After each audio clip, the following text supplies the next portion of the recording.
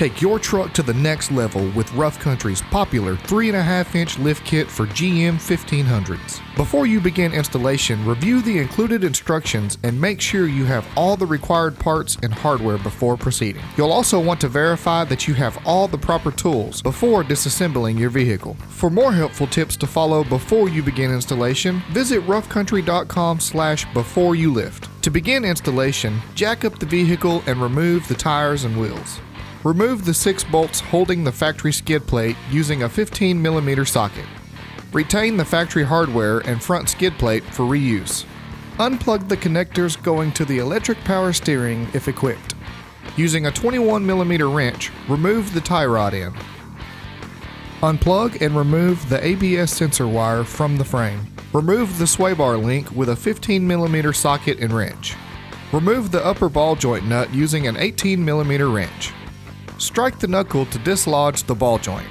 Separate the upper control arm from the knuckle. Using an 18mm wrench, remove the upper strut nuts, being sure to retain factory hardware for reuse. Using a 15mm wrench, remove the 2 bolts securing the lower strut mount to the lower control arm and remove the strut from the vehicle. Remove and discard the factory lower retainer clips. Using an 18mm socket and wrench, remove the 4 bolts holding the factory crossmember. Retain the factory hardware. Using a jack stand to support the front differential, remove the front driver and passenger bolts holding the diff mount to the frame with a 15mm and 18mm wrench. Lower the jack stand to allow enough room to slide the aluminum diff drop spacers into place. Using the supplied 7/16 inch by 4.5-inch bolts, washers, and nuts, tighten with a 16mm and 18mm socket and wrench. Repeat the process to install the spacers for the rear differential mounts as well. On the driver's side of the factory crossmember, measure from the end of the tube, making marks at 4.5 inches and 8 inches on the front side. Measure 1/4 inch for the bottom and 2 inches from the back side and mark. Using a die grinder, cut across the marks. Holding the freshly cut crossmember into place, check the clearance between the crossmember and front differential cooling fins, cutting or grinding the cooling fins down as needed to clear the crossmember. Insert factory hardware into the stock crossmember and tighten with an 18mm socket and wrench. Install the supplied 10mm stud extensions into the new strut spacer using a 17mm socket to snug the stud into the spacer. Place the strut spacer on top of the stud and tighten using factory hardware and an 18mm wrench. Install the strut assembly in the factory mount with the supplied 10mm nuts, washers, and lock washers on the upper mount. Tighten using a 17mm wrench. Install the strut in the lower control arm.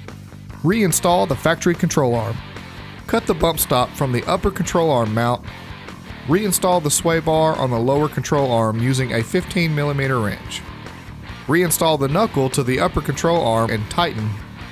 Reinstall the tie rod end into the knuckle with factory hardware using a 21mm wrench.